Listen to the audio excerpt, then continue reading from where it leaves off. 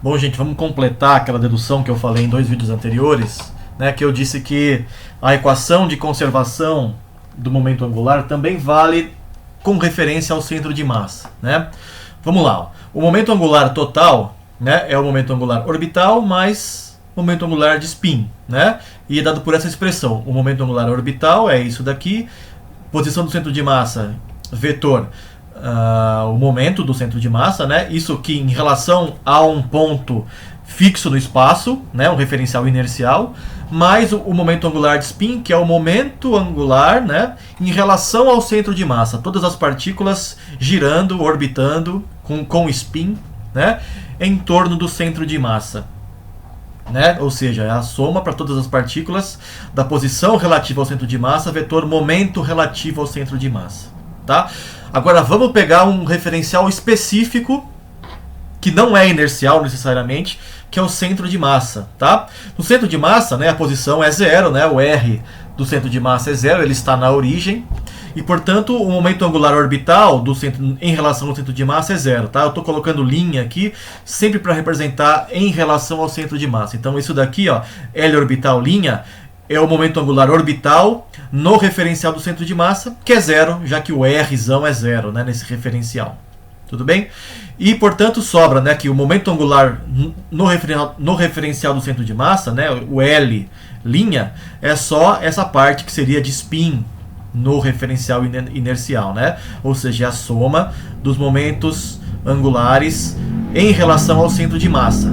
Só que nesse caso, o centro de massa pode estar se movimentando, certo? Pode estar se movimentando de forma acelerada, né? Tudo bem? Voltando lá no começo, né? Ó, falar de novo isso aqui, né? O momento do centro de massa sendo dado por isso, o centro de massa pode estar acelerado, né? Se existem forças atuando, né? Se a força externa, que está aqui, né? Ó, se a força externa não é zero, o centro de massa pode estar acelerado. Então ele não seria um referencial inercial.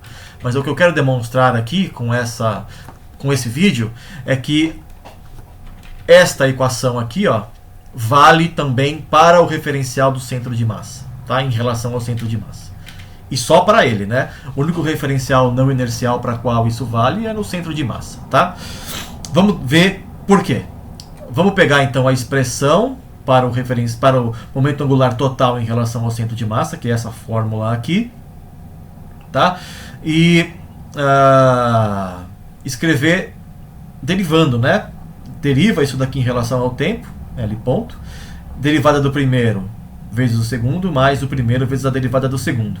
Esse primeiro termo se cancela porque é um produto vetorial entre dois vetores paralelos. Sobra o segundo. Vamos voltar, nesse caso aqui, para as expressões para o R-alfa. Aqui eu acho que eu fiz uma besteira. Tem um linha aqui também, tá? R-alfa linha, né?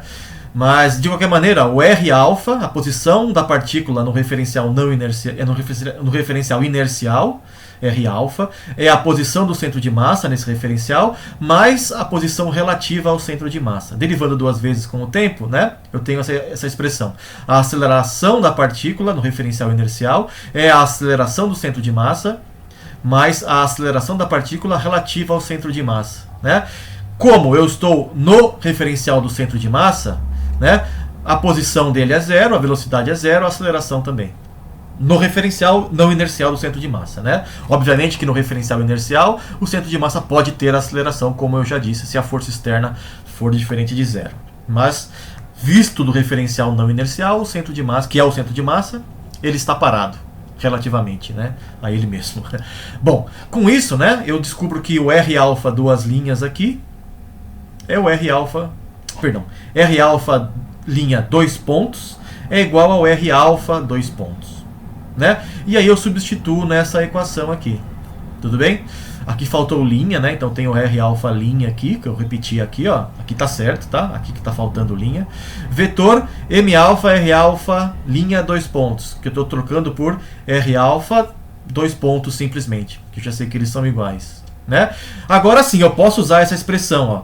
M-alfa, R-alfa dois pontos é a força em alfa, porque essa aceleração aqui está relativa a um referencial inercial parado. Tudo bem? Anteriormente não, né? Aqui, ó, não poderia dizer que isso daqui é a força, porque o centro de massa está em movimento. E essa daqui é a aceleração da partícula referente ao centro de massa que está acelerado, né? Então eu não posso usar a segunda lei de Newton aqui. Mas o referencial no centro de massa tem essa propriedade aqui, né?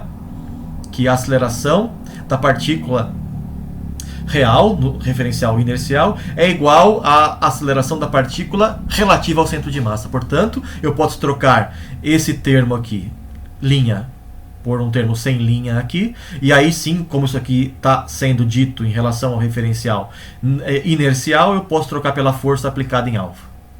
Tudo bem? Demorou um pouco para chegar nessa conclusão, né? Mas espero que tenha ficado, que tenha dado para entender. A partir daqui é a mesma coisa de antes, né? Troca a força aplicada em alfa por uma parcela externa mais uma parcela interna, de interação interna, né? Separa em dois termos, R alfa linha, vetor F alfa externo, mais uma soma dupla, que eu já sei que vai dar zero, é o mesmo motivo que a última soma que em vídeos anteriores, tá? É a mesma coisa, isso aqui tem que dar zero. Portanto, né, o momento angular total, a taxa de variação do momento angular total relativo ao centro de massa é a soma dos torques externos relativo ao centro de massa, né? E eu concluo, né, que em relação ao centro de massa, a taxa de variação do momento angular é o torque externo relativo ao centro de massa. Tudo bem? E com isso eu posso usar sempre o centro de massa para calcular o torque externo. Tudo bem? O que facilita muito a resolução de problemas, como a gente vai ver no futuro, tá? Eu posso usar qualquer ponto fixo, tá? Que é um referencial inercial, ou o centro de massa, que pode ser que não seja inercial, mas vale também. Qualquer outro ponto que se movimente com alguma aceleração, isso não vale. Eu não posso calcular o torque externo em relação a pontos acelerados, a não ser o centro de massa, tá? Essa é uma importância fundamental do centro de massa para a dinâmica de sistemas de partículas, tá bom? Então a partir de próximos vídeos a gente vai ver isso aplicado na prática em exemplos e exercícios, tá? Até a próxima então, valeu!